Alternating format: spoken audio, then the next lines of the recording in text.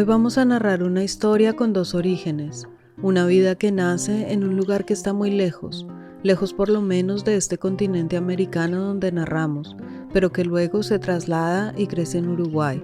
Yo soy Paola Cadena y esto es Recordarte, un podcast donde la vida es una historia y la voz el acontecer sonoro de la memoria.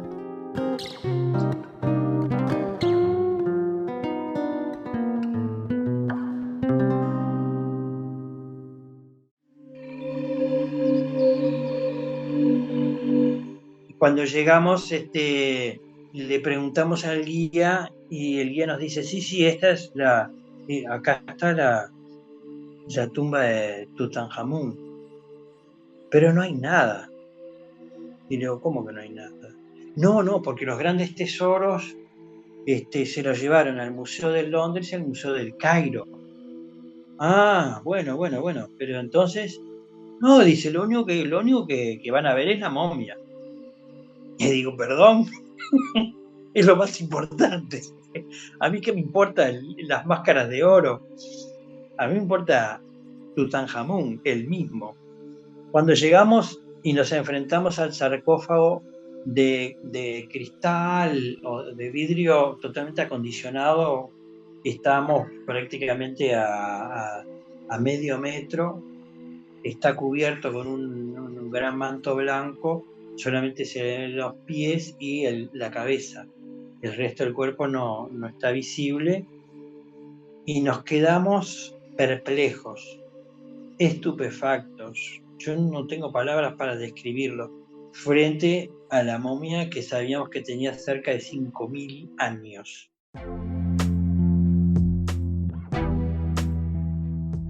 Escuchando hablar a Cristian se pasan las horas en universos flotantes, a veces autóctonos y a veces exóticos, llenos de periplos y culturas que crean identidades. Cuando uno vuelve a la realidad, a la luz que duele en los ojos, al vacío banal de un minuto perdido, su pasaporte tiene otro sello, uno nuevo.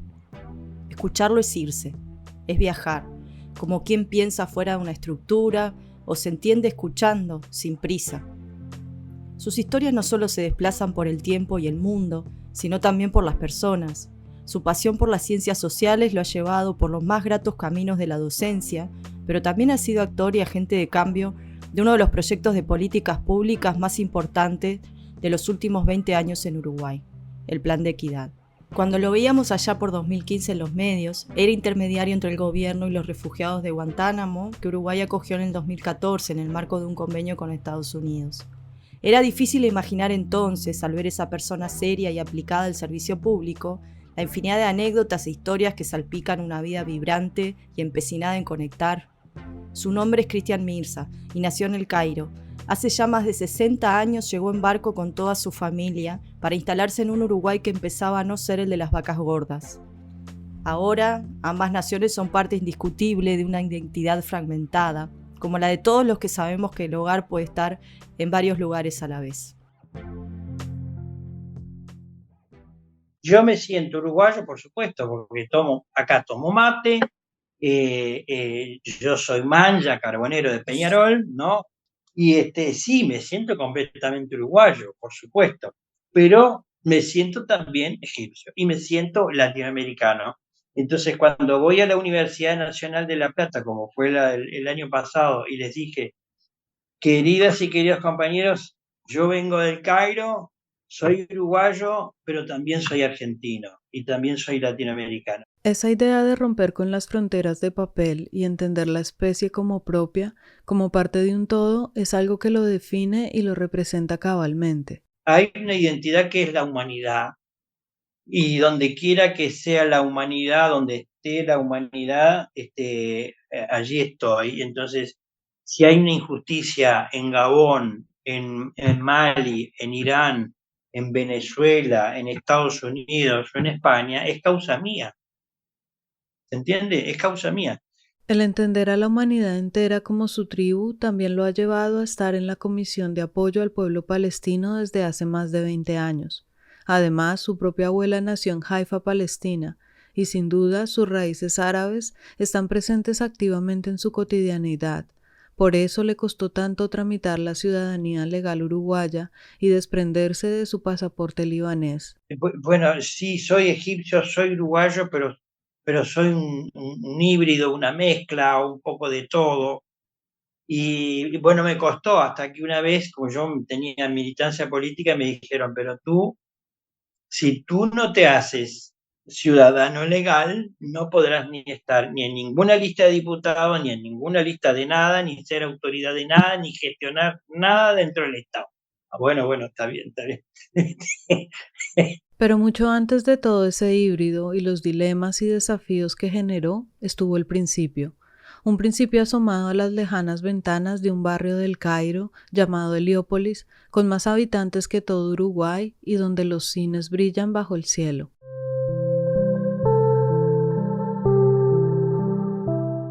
Y de Heliópolis yo tengo varios recuerdos, entre ellos un recuerdo peculiar que es un día en que mi padre me llevó en hombros a ver un desfile y yo recuerdo haber visto desfilar, pasar en un Impala negro descapotado, nada menos y nada más que Gamal Abdel Nasser, que para mí es uno de los líderes panárabes que tengo en mi memoria, en el mejor de los recuerdos. Cuando empieza a volver hacia atrás, los recuerdos se agolpan mezclándose y haciéndose uno solo en el color amarillento de la infancia. En ese acontecer se acuerda de un paseo en elefante en el zoológico con sus hermanitas y primos, y también de la casa de su abuela y del perro Rex. Recuerdo cómo nos subíamos en un balcón, toda la barra de chiquilines, para ver una película gratis, porque había justo enfrente a la casa de una de mis tías una sala de cine, pero en aquel tiempo había muchos cines de barrio sin techo, porque no llovía nunca, hay un calor fenomenal. Entonces nosotros nos trepamos ahí al balcón para chusmear las películas. Y así, y bueno, otro recuerdo impresionante cuando fuimos con mi familia a las pirámides de Gizeh, pero por mi edad no pudimos entrar, pero tengo esa imagen de un triángulo metido acá en mi memoria, un triángulo gigantesco que era, bueno, supongo que la gran pirámide de Keops. En la larga travesía que realizó junto a su familia, cumplió los 6 años en la ciudad de Génova, justo antes de partir hacia el Nuevo Mundo. La llegada a Montevideo no fue fácil. Había que aprender el idioma y adaptarse a nuevas costumbres. El choque cultural fue disruptivo en la vida de toda la familia. Y mi hermana menor estuvo 2, 3 años sin hablar, o sea, no hablaba más que en nuestra casa y con entre nosotros, pero y al punto que llegó, tuvo atención psicológica, pedagógica, en fin, porque no hablaba, directamente no hablaba. Y en mi caso, bueno, mi hermana más chica en aquel entonces tenía 4 años, entonces 4 y cumplió 5. Y en aquel entonces, claro, y yo, un poquito mayor, me la rebusqué y bueno, pero fue un periplo complejo y de hecho me parece que a mí personalmente me ayudó mucho un entrañable amigo que es un hermano para mí, Héctor. Héctor vivía en el mismo edificio que él y también era su compañero de escuela. La maestra los ponía en rincones opuestos por hablar en clase, cuando en realidad Héctor se enfrascaba en el oficio de traducir con señas y como podía en el lenguaje universal de la infancia, mientras él lo escuchaba y asentía en silencio. Así aprendió el idioma. Y bueno, pero fue una infancia muy linda. En aquel momento mis padres tenían una confitería. Mi padre vino con un préstamo bastante generoso de uno de sus primos, para comprarse una confitería, y de hecho estuvo varios años con la confitería Locarno, que era una confitería con un signo fuertemente suizo-alemán, porque el dueño, el anterior, era suizo. Cuando se la vendió a mi padre, le dijo, mira, yo te la vendo con una condición, con dos condiciones. La primera es que yo te voy a ayudar, y si yo te voy a ayudar, por supuesto que no voy a cobrar nada, pero yo te voy a ayudar, porque quiero mantener la calidad de la pastelería suiza. Y además te voy a exigir que el chef, el alemán que yo contraté, vos lo sigas manteniendo de empleados. En esa panadería aparecían todos los chiquilines del barrio, de tarde, a comer masitas después de jugar en la cancha. Además de ayudarlo con el idioma, Héctor le inculcó otra de sus grandes pasiones, el fútbol, porque en Uruguay el fútbol es también una señal de identidad, como en casi toda América Latina. En Egipto en los 60, en los 50, no, el fútbol casi no existía. Entonces fue Héctor que me explicó las reglas, nosotros salíamos a jugar y yo jugaba como se me ocurría, ¿no? Tan naturalmente como patear una pelota. Pasé de la ignorancia a el descubrimiento de un cuadro de fútbol, que lo voy a decir porque estoy orgulloso, que es Peñarol. Héctor me decía, Héctor es de Defensor. Leía los diarios o escuchaba la radio y era Peñarol que ganaba absolutamente todo. Ganaba todo, el campeonato uruguayo, en la Copa América, en la Copa del Mundo, todo. Entonces un día le digo, mira Héctor, yo te quiero mucho y Defensor debe ser muy bonito, pero yo voy a ser de Peñarol. El mate, amargo, es un símbolo distintivo de la identidad uruguaya. Se toma con termo, como mandan los cánones y las buenas costumbres, y se va corriendo la cebadura con ayuda de la bombilla para que siempre haya una infusión con espumita y sabor amargo. Un sabor que difícilmente se puede calificar como rico, salvo desde el cariño y el apego de compartir miles de momentos y charlas, vida, en fin, bajo la excusa de perpetuar un ritual. El consumo de mate es tan masivo que es difícil encontrar algún habitante de Uruguay que no lo haga, aunque los hay. Yo no puedo vivir ni un día sin tomar mate, ¿no? Y tomo de mañana y a veces tomo de tarde, pero sobre todo cuando trabajo de mañana en mi casa o acá en la facultad, yo tomo mucho mate y me encanta. Ahora, ¿cómo ingresé yo a la cultura del mate? Un día de campamento, yo tenía 14, 15 años. Nos vamos de campamento a Rocha, a la Laguna Negra, y mis amigos, mis compañeros de campamento, hacen una rueda, un fogón, y me dicen, vos egipcio nunca tomaste mate. Le digo, yo no quiero eso, no. No, tenés que probar. No, gracias. Sí, tenés que probar, porque si no, como te vamos a preparar uno. Entonces me preparan uno, me lo dan a tomar, inmediatamente me causó repulsión. Y tomé 2 sorbos y me dicen, no, tenés que hasta el final, porque viste que hay que hacer un ruidito. No, le digo, no, esto es espantoso, es horrible. O al final me hicieron tomar un mate, no un termo, ¿no? Una cebada. Si el sabor del mate es ya de por sí difícil de tolerar para un inexperto, más lo sería el sabor del mate que le estaban ofreciendo.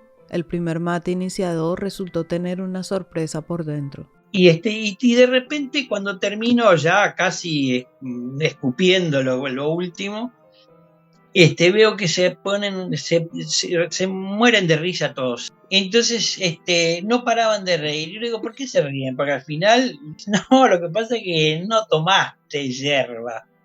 ¿Cómo que no? Fue lo que me dieron. No.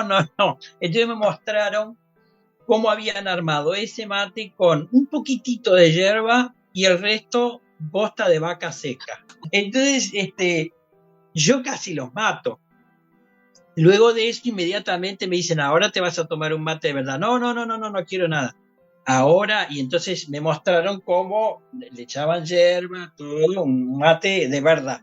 Y lo tomé y me pareció, era una delicia. Entonces, bueno, a partir de allí no dejé de tomar nunca más mate. Entonces, claro, soy de Peñarol, tomo mate, me gusta el tango, qué sé yo, pero escucho música árabe todos los días, junto con Gardel, junto con D'Arienzo, con Goyeneche. Durante el transcurso de su vida, Cristian le preguntaría a sus padres muchas veces por qué se habían ido, por qué habían dejado su nación, su hogar, su cultura, para atravesar el charco y emprender esa aventura al otro lado del mundo? Le formulé a mi padre y a mi madre durante mucho tiempo, es decir, cuál era el motivo fundamental por el cual ellos habían emigrado con toda su familia, generando desarraigo además con otra parte de la familia, que quedó efectivamente en Egipto. Entonces, la respuesta más desde mi perspectiva convincente fue la que mi madre me dio hace unos años atrás, antes de fallecer. Ella falleció hace casi 6 años atrás, y me dijo: mira, tú eres mi único hijo varón, y en aquel tiempo Egipto estaba en conflicto con Israel y con otras potencias occidentales.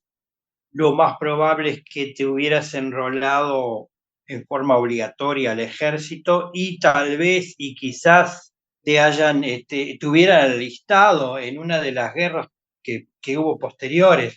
Y entonces me dice: y quién sabe si hubieras terminado en las arenas del desierto, ¿no?, enterrado. Mami, le digo, perfecto, no me expliques más. Es pensamiento estratégico. Efectivamente, Egipto estuvo en guerra con Israel hasta entrados los años 90. La familia de Cristian es árabe, no musulmana y francófona. Son cristianos maronitas e incluso uno de sus abuelos nació en Beirut, donde tiene esa fe una gran adherencia. Y además era devoto de San Marón, fundador de la misma. Y había un cierto temor a que cuando Nasser llegó al poder con los coroneles libres, hubiera una persecución. Yo no sé si te lo había dicho, pero efectivamente a mi padre, lo único que él era funcionario público, era de un banco estatal. Lo único que le pidieron fue la suficiencia del idioma árabe, la cual la rindió con creces, y lo confirmaron en el cargo, de manera que no hubo persecución religiosa a los cristianos, como se podía imaginar o suponer entonces por parte de muchos sectores árabes no musulmanes. La vida de Cristian está salpicada de momentos históricos remarcables.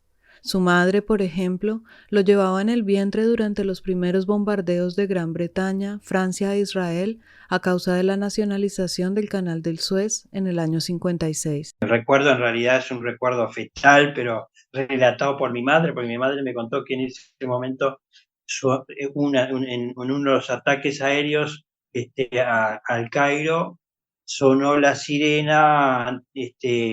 Ella estaba sola, estaba embarazada de mí, de unos cuantos meses, corrió al sótano, o sea que hacía de símil refugio subterráneo antiaéreo, y se cayó, rodó por un piso entero, rodó.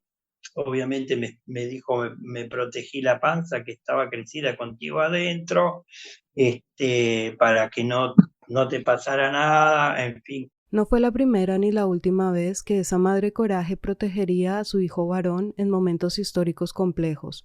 Casi una década después de llegar a Montevideo, y cuando Cristian era adolescente, comenzaría la dictadura cívico-militar en Uruguay. Este tiempo oscuro y siniestro sin dudas tuvo huellas en la vida de un joven despierto al que le gustaba dibujar y tonteaba con ser arquitecto, siguiendo el sueño de su padre. No, fue un periodo muy, muy difícil. Realmente mucha gente sufrió. En mi caso, yo me salvé cuando yo tenía 15 años. Uno de mis primos estaba requerido, y luego fue apresado, encarcelado, y estuvo 10 años en prisión, primo hermano, y cuando lo estaban buscando, fueron a nuestra casa, rodearon la manzana, subieron al apartamento donde vivíamos, y casualmente ese día estaba mi madre y yo, estábamos los dos solos. Y los milicos entraron, revisaron todo el apartamento, dieron vuelta a todo, entraron a mi dormitorio, dieron vuelta a todo y encontraron unos cuadernos. Claro, como yo en aquel momento estaba con la idea esta del dibujo y la arquitectura, tenía dibujos de planos, de casas, y de casualidad Entre esos dibujos hechos en un cuaderno escolar había uno particularmente que por poco le cuesta su libertad. No sé por qué, además, si me preguntás por qué, ni me acuerdo. Había hecho un plano de un cuartel, un planito, un cuaderno de niño, de 15 años. Y entonces me acuerdo perfectamente que uno, el que estaba ahí, el que daba las órdenes, agarró el cuaderno y dijo, ¿y esto qué es? Y mi madre le decía, esto es un dibujo de un chiquilín, de un adolescente que le gusta dibujar y hace planos y se le ocurrió hacer eso. Pero mire que acá hay de una casa, de un complejo deportivo, de todo. Ah, no, no.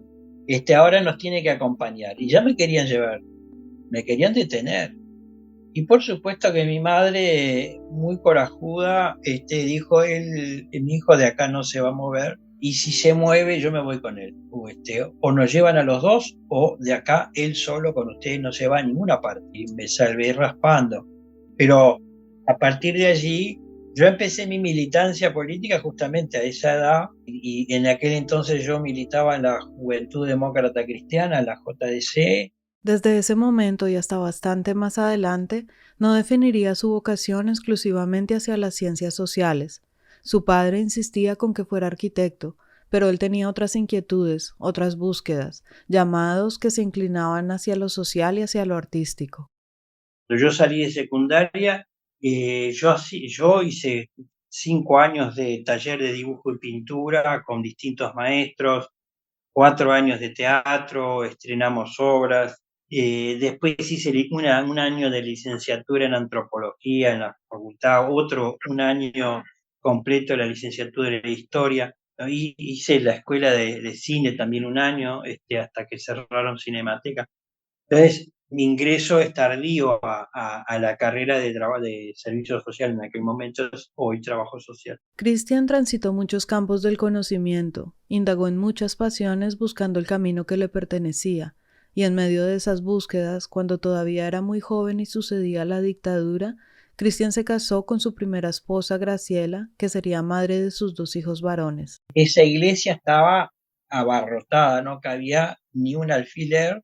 Las oraciones que seleccionamos, todo tenía un doble o un triple sentido, una simbología total, ¿no? El amor frente al odio, la solidaridad frente al individualismo y el egoísmo. Su casamiento no sería solo atípico por las circunstancias históricas, sino también por el reparto de roles y la manera de encarar la dinámica familiar y de paternar en particular. La carrera de Ciencias Sociales tenía una matrícula mayoritariamente femenina en esa época, y Christian era una de las escasas excepciones. Claro, ahí primero hubo un acompañamiento de mi primera esposa, de la madre de ellos, muy, muy fuerte, porque entendía que era, bueno, mi vocación. Entonces, fue un apoyo muy fuerte, pero también fue apoyo de mis compañeras de estudio.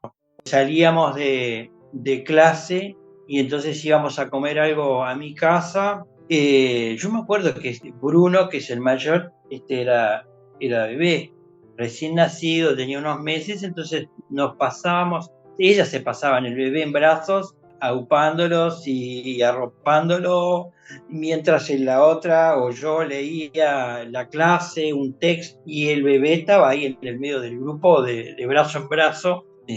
Fueron todas divinas, divinas porque se ocupaban del bebé y Bruno estudió con nosotros. Fue durante los años 80 que tuvo sus 2 hijos. Fundó una ONG, como él mismo explicará más adelante, y terminó sus estudios. La ONG gestionaba proyectos de impacto social en sectores pobres de Uruguay y América Latina, financiados con iglesias católicas y protestantes de otras partes del mundo. Ya entrados los años 90, comenzaría su incursión en el servicio público, apoyando la gestión del intendente o alcalde de Montevideo, Mariano Arana. Pues no había nada, no había ninguna estructura municipal de apoyo a las pequeñas, micro y medianas empresas en Montevideo para apoyar a los microempresarios con capacitación, con asesoramiento técnico, con estudios de factibilidad económico-financiera, etcétera, etcétera.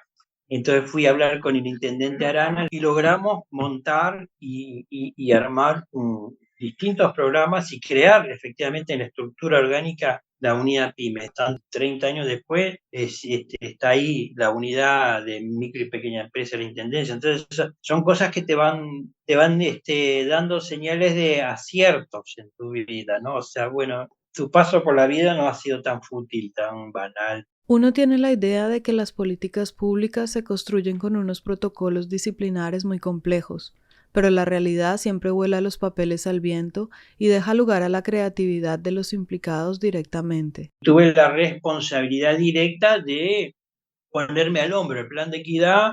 Tabaré lo anuncia en Salto y llega Marina de Salto y me dice: Cristian, ¿escuchaste a Tabaré Vázquez hablar del plan de equidad? Sí, Marina, tomá, estas es las grandes líneas, era una hojita con cuatro renglones que eran las grandes avenidas por las cuales tenía que discurrir el plan de equidad. Le digo, pero esto no es el plan de equidad, estos son ideas fuertes, digamos.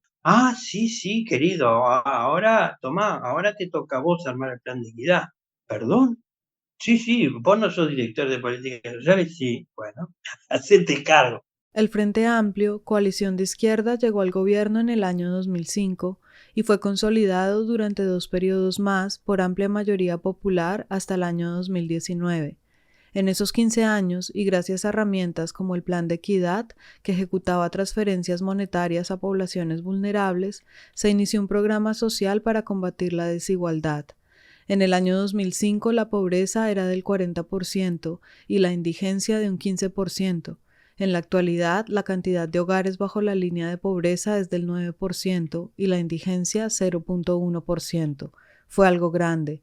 Esas políticas se mantienen con algunos retrocesos hasta el día de hoy, y así como Cristian pudo ser actor y protagonista en el proceso de creación de políticas públicas, también disfruta de estudiarlo y enseñarlo a sus estudiantes. Yo explico, ¿no?, cómo se construye la política pública, el ciclo de las políticas públicas, y a veces no es así.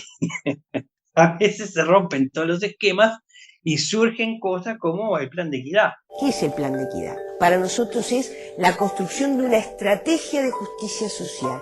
Esa estrategia significa que no tiene principio y no tiene fin.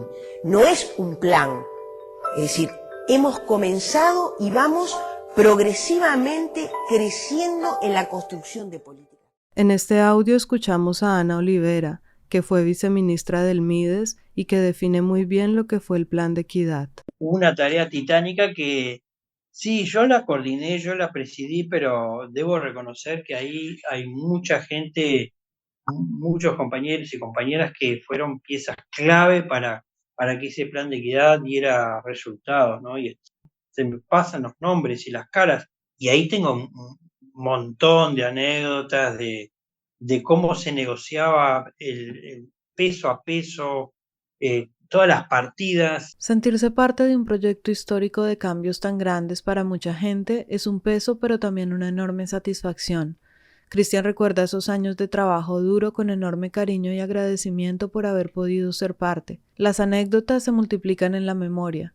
En el año 99 le tocó recorrer el país junto con Tabaré Vázquez en la campaña electoral. Cristian era el encargado de hablar de pobreza y marginalidad. Me acuerdo que estábamos en la plaza principal de Tacuarembó, y entonces se juntó miles de personas, y estaba Tabaré con Danilo Astori de un lado, estaba el Pepe Mujica del otro lado, estaba Miguel Fernández Galeano por el otro lado, y estaba yo que era una hormiga, al lado de los que te mencioné, una hormiga. Tabaré se levanta y dice: bueno, ahora el compañero Mirza tiene 5 minutos para explicarnos cuáles son las propuestas en materia de empleo y pobreza. Imagínate, me temblaban las piernas, me temblaba todo el esqueleto. Yo en ese momento dije: ¿cómo hago? Entonces me paro y me acordé que ese día casualmente era el 10 de diciembre. Entonces me paro y empiezo diciendo: compañeras y compañeros, hoy es el Día Mundial de los Derechos Humanos y uno de los principales derechos es tener un trabajo, el derecho al trabajo. Bueno, imagínate, la plaza de Tacuarembó explotó y ahí agarré confianza y seguí. Mientras acontecían todos esos eventos en su vida pública y privada, Cristian tuvo tiempo de viajar por el mundo con una ansia incansable por ver otros paisajes y conocer otras historias. En el raconto quedan miles de anécdotas salpicadas por los prejuicios propios y ajenos. Antes de tener la ciudadanía legal, viajaba con pasaporte libanés, imagínate, porque otro de mis abuelos era libanés. Entonces, la ciudadanía libanesa se hereda por vía paterna a los hijos varones, ¿no? Entonces yo tenía pasaporte libanés, entonces era egipcio, libanés. Bueno, esa es otra historia aparte, ¿no? Porque las anécdotas que yo tengo de viaje a Europa con pasaporte libanés. Entre ese mar de historias que le han dejado sus viajes, Cristian recuerda dos en especial. La primera de ellas en Oslo, cuando viajaba en tren desde Copenhague.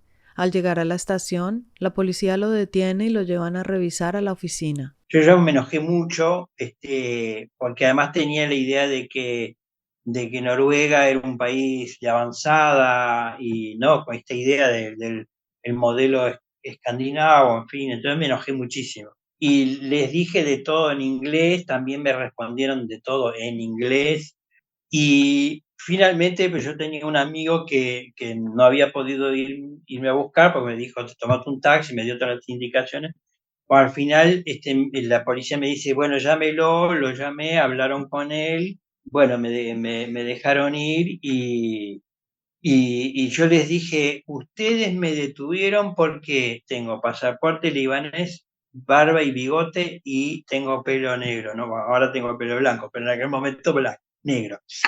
Seguramente el narcotraficante iba delante mío, era rubio y de ojos celestes, pero ustedes son tan prejuiciosos, tienen toda una mirada tan cerrada que no se dan cuenta de las cosas que están haciendo. Sin embargo, no siempre los prejuicios jugaron en contra.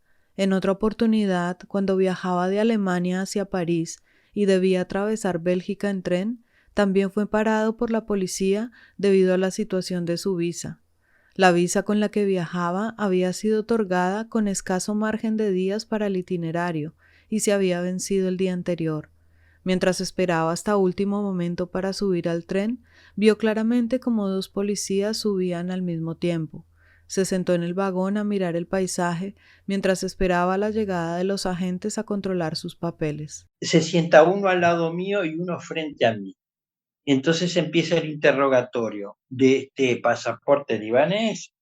¿Y esto por qué? Les explico. Entonces empieza un interrogatorio con una carga muy, muy agresiva, ¿no? Como un cuestionador, además que estaba infringiendo la ley, que no tenía la visa, que me tenían que dejar en la vía o que los acompañara a un centro de detención, que me iban a deportar, en fin, era una amenaza tras de la otra. Hasta que me preguntan, ¿pero usted a qué vino finalmente a Alemania y a qué a Francia? Entonces yo le expliqué que era director de una ONG, que trabajábamos en Uruguay, en América Latina con los sectores más pobres, que habían iglesias católicas y protestantes que financiaban proyectos en ese país, y empecé a relatarles mi experiencia además como asistente social. Les cambió absolutamente, ¿no? Yo me di cuenta incluso en la cara, les cambió todo. El que hablaba en francés conmigo me dijo, mire, señor, vamos a hacer lo siguiente. Usted va a seguir y nos va a prometer que no se va a bajar en Bruselas, que va a bajar en París, porque usted tiene la visa en Francia.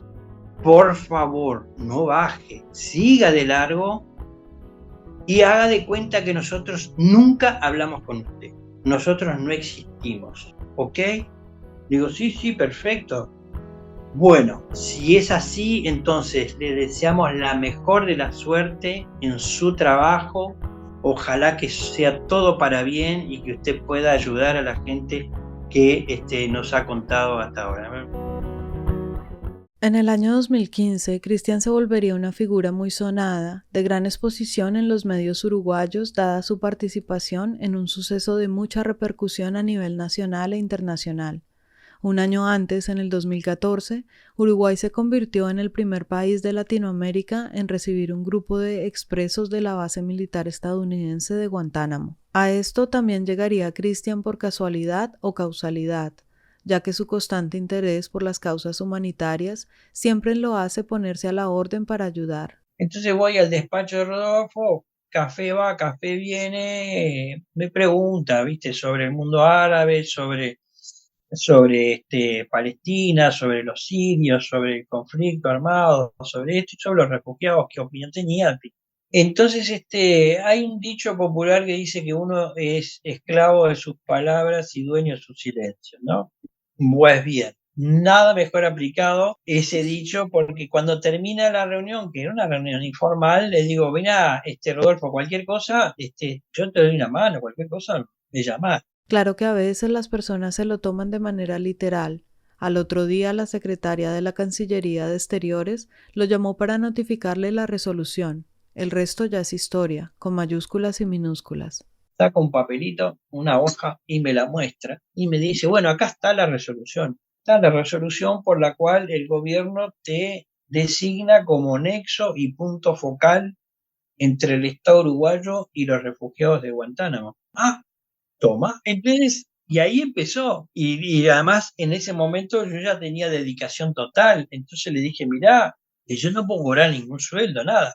No, dice acá, es de carácter honorario, que no vas a cobrar nada, es voluntario, honorario, por razones humanitarias, papá, ya está. Ah, fenómeno. Y bueno, y a partir de allí, vino todo lo demás. La llegada de los expresos de Guantánamo como refugiados a Uruguay no dejó a nadie indiferente. Desde diversos sectores conservadores apuntaron contra el gobierno con el discurso de cómo se iba a ayudar a los de afuera cuando los de adentro todavía pasaban necesidades. A su vez, los mismos actores, los protagonistas, no parecían estar a gusto en el país. El principio fue difícil. La mayoría no habían podido reunirse con su familia, no hablaban el idioma y no compartían muchas de las costumbres mundanas y religiosas del país de acogida.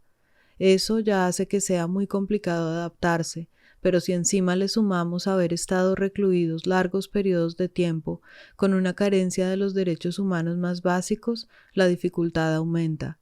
Las secuelas psicológicas no se evaporan de un día para el otro. En el país, el evento fue siempre acompañado por una cobertura mediática omnipresente y una audiencia que parecía no entender todavía, en ese momento, el dolor que habían sufrido y lo complejo del caso. Pero en aquel momento, claro, la gente me veía en la calle o en una estación de servicio o en un supermercado y enseguida me paraban.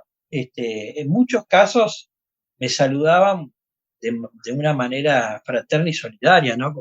Y en otros casos, yo me acuerdo un caso en un supermercado que me para un señor y me dice, usted es el nexo, porque además no se acordaba muy bien de mí, ¿no?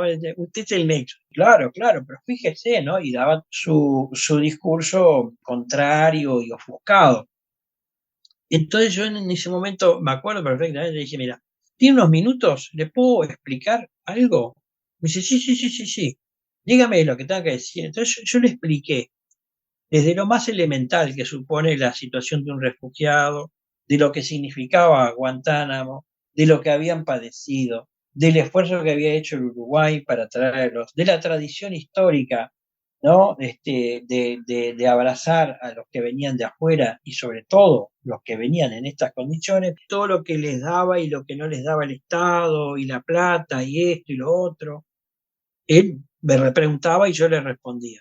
Después de 20 minutos, este señor me dice, ¿sabe qué, Mirza? Lo que pasa que explica mal las cosas, no nos dice nada de todo lo que usted nos dijo. ¿Sabe qué? Lo felicito. La experiencia atravesó la vida de Cristian de principio a fin. En ese momento estaba en pareja con su segunda esposa, Adriana, y la hija pequeña de ambos, Dalma. Un día cualquiera, Cristian invita a los 6 refugiados a cenar a su casa para simplemente pasar un momento juntos. Pero bueno, hay también historias muy lindas con ellos. Una vez que fueron a mi casa, que mi compañera les había preparado los platos árabes, comida, gastronomía árabe, música árabe, y fueron un día y no hablamos nada ni del pasado, ni de cosas, y más hablar nosotros y contarnos de nuestras vidas y compartir. Y cuando termina la reunión, me dijo, Adriana me dice, lo que pasa es que ellos lo que más necesitan ahora es afecto, tiene una necesidad de afecto, de un abrazo, de un beso, de una palabra, ¿no? Linda, porque lo que han sufrido es todo lo contrario. Digo, sí, tenés razón, porque pasamos bárbaro. Uno de los refugiados, Jihad, inició una huelga de hambre para mejorar su situación y sobre todo pidiendo irse de Uruguay y poder reunirse con su familia en Turquía, pero ningún otro país estaba dispuesto a recibirlo junto con su familia en ese momento, empezando por la propia Turquía. Seguramente todas sus vivencias en la cárcel de Guantánamo lo afectó enormemente. Eso, o sea, no estoy diciendo la responsabilidad es personal porque es del individuo, pero también hay una responsabilidad criminal por parte de Estados Unidos, porque lo sometió a tortura durante más de 10 años. Entonces, eso deja secuelas. Ahora, los apoyos psicológicos él los rechazó sistemáticamente. Tuvo, no solamente para él, sino para el resto, un apoyo más a distancia, virtual, porque era por Zoom o por no sé qué otra plataforma, pero porque no habíamos conseguido un psicólogo que hablara árabe acá en Uruguay, imposible, ¿no? Ocasionalmente, una o dos veces, no sé, ni recuerdo.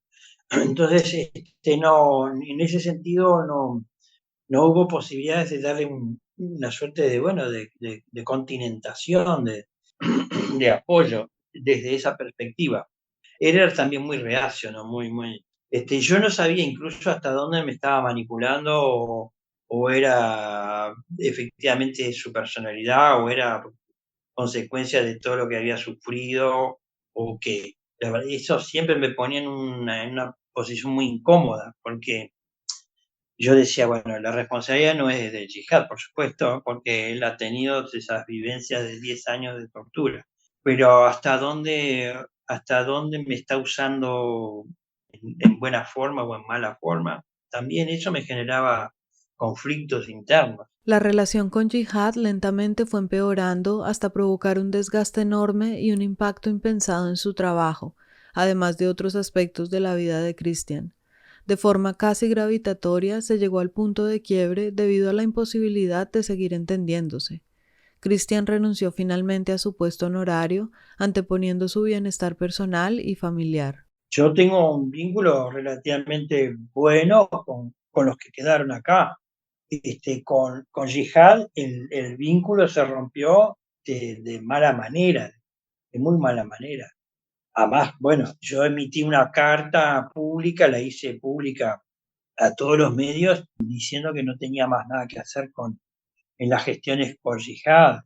Y a los pocos días yo me fui a Egipto y me enteré en el Cairo, precisamente 2 o 3 días después de que él había levantado la huelga de hambre. Yo me agarraba la cabeza, digo, pero estuvimos, no sé, como 2 meses, 1 mes y medio, en una tensión permanente, y yo me voy, y a los pocos días levantan la huelga de hambre. Por eso yo te decía, no sé hasta dónde me estaba manipulando, ¿no? Bueno, finalmente no tenía a quién usar. Supuestamente habían logrado, sus compañeras y compañeros, habían logrado acuerdos privados de un país que le iba a dar acogida. Todo eso fue pura fantasía. Nunca hubo nada de eso. No se concretó, al menos. Y él siguió unos cuantos meses aquí en Uruguay, pero bueno, fue muy, muy agotador. Ninguno de los expresos quiere tener contacto con la prensa en la actualidad. Según la ley de los refugiados que protege la privacidad, no se pueden revelar detalles de su historia personal o de carácter íntimo. Debe ser duro haber vivido en cautiverio para salir a una libertad tutelada en un país extraño y ajeno. Parece difícil encontrar alguna especie de reparación en esas historias que desde el inicio fueron privadas de lo más básico, la vida propia. Pero además Estados Unidos te usaba mercenarios y cazarrecompensas. Estados Unidos pagaba $5.000, $10.000, o premiaba, entre comillas, a aquellos que divulgaran algún dato para poder capturar sospechosos, y así cayeron ellos. Uno de ellos incluso me dijo, mirá, a mí me vendieron por $5.000 y yo no tengo nada que ver, pero sospechaban que uno de mis amigos que tenía un conocido en un barrio donde había una célula, o sea, todo absolutamente fuera de lo razonable, pero porque además Estados Unidos necesitaba llenar la cárcel de Guantánamo para justificar su estrategia antiterrorista. Ahí sufrieron tortura física y psicológica, sistemática, estaban aislados, no tenían autonomía en nada, o sea, es la pérdida total de sí mismo, como dice Castel, ¿no? Propiedad de sí mismo, no, acá era nada, no soy nada frente a lo que es la estructura agobiante de Guantánamo. Pero bueno, toda esa etapa a mí me dejó muchas enseñanzas, mucho aprendizaje, ¿no? Porque lo primero es generar empatía, y empatía es, como yo le digo a mis estudiantes, es ponerse en el lugar del otro, en el cuerpo y en el alma del otro, pero no para ser como el otro, sino para entenderlo, para entender por qué te dice tal cosa, por qué llora cuando llora, por qué grita cuando grita. La experiencia que vivió con los expresos lo atravesó por completo y lo hizo replantearse en parte su propia identidad. Además, avivó la necesidad de emprender ese viaje de regreso a sus orígenes y a su infancia. Volver a Egipto fue inevitable. Cristian regresó al Cairo casi 50 años después con su hermana y su cuñado, en un viaje familiar y casi místico de conexión total con su infancia y sus orígenes, anclados en un pasado tan reciente que siempre sigue presente. Fue muy removedor, fue mágico, era un viaje largamente ansiado y postergado, que finalmente se concretó en el 2016, si no me equivoco, y lo primero que me pasó fue que cuando bajé del avión, que besé la egipcia, y ahí mismo perdí el celular. Entonces después una de mis primas me dijo, bueno, por algo habrá sido, perdiste el celular, ahora estás acá en tu tierra de natal. No, entonces yo pensaba así, efectivamente, momentáneamente dejé el presente congelado y voy a mi pasado vívido, de recuperar historia de origen. Él y su hermana no iban en un viaje frenético de turismo, lo suyo era un retornar. Necesitaban tiempo para sentir y dejarse recibir por esa tierra de la que un día partieron. Volver era entender esas cosas que se saben sin saber cómo ni cuándo las aprendimos, porque son eternas en nosotros. Estábamos en la casa de una de mis primas, en Heliópolis, justamente en el barrio donde nacimos, y ahí pasábamos todo el día tranqui. Salíamos a recorrer las calles, volvíamos, hablamos con algún vecino, alguna vecina, nos sentamos a tomar el té. Teníamos que reconocer, fuimos a la casa donde nacimos y entramos al bar donde mis padres solían tomar café con su barra de amigos, y nos sentamos a hablar con el mozo y con el dueño del bar, y estuvimos como 2 horas, ¿no? Como estando en una esquina, no sé, 10 minutos, 15 minutos, contemplando, ¿no? Mirando el alrededor, mirando la dinámica cotidiana, y para nosotros era vital, porque era como, ¿no? Volver a recuperar lo que habíamos dejado 50 años atrás. Hubo un momento especial entre todos esos momentos únicos, de esos que se quedan como cicatrices en la memoria, uno que haría cerrar el círculo de ese viaje de tiempo y de vida.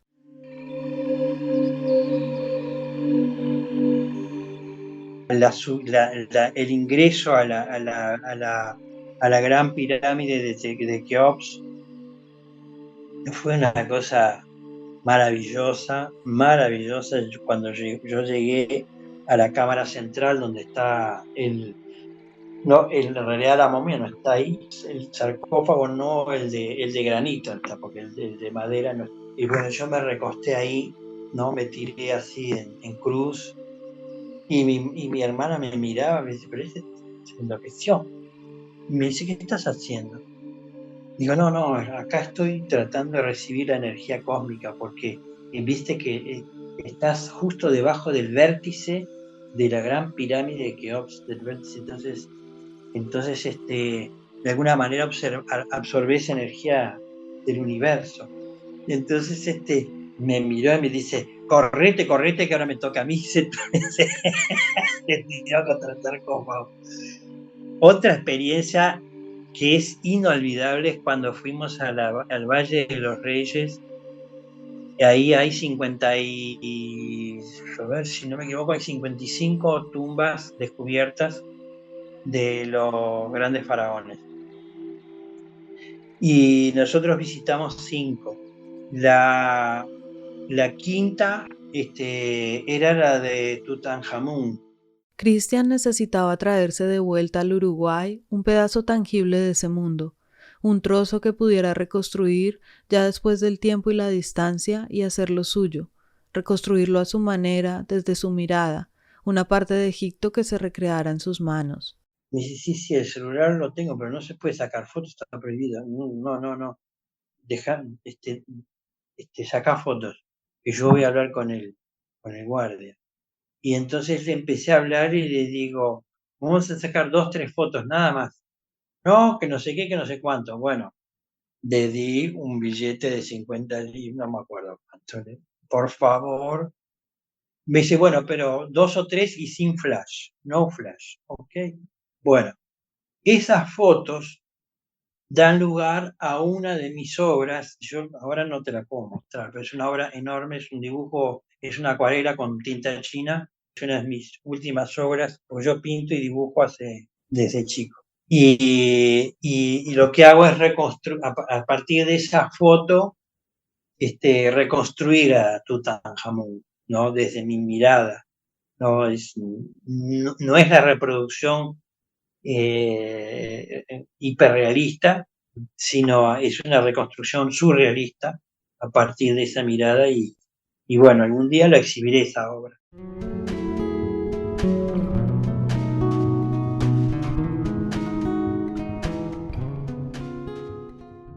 Las historias siempre nos envuelven como un perfume secreto que va impregnando la vida.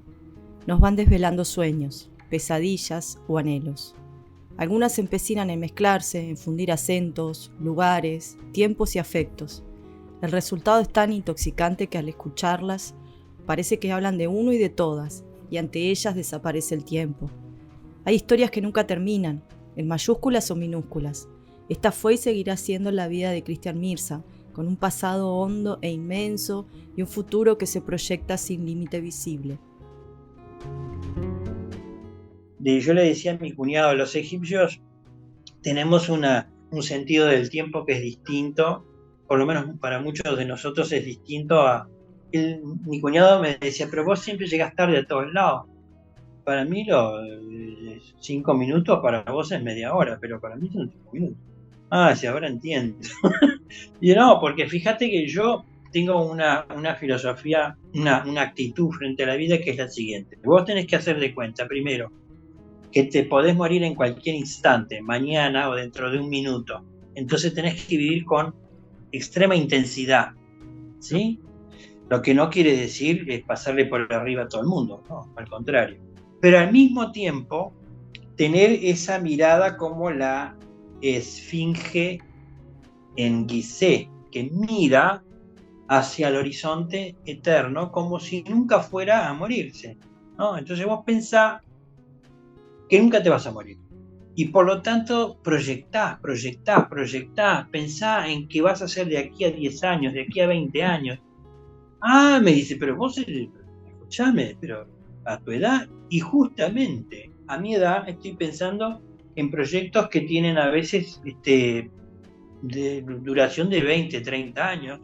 No lo sé, pero la idea de construir un proyecto en forma vital, cotidiana y permanente es la que te revierte en reforzar tu propia vida. ¿Se entiende?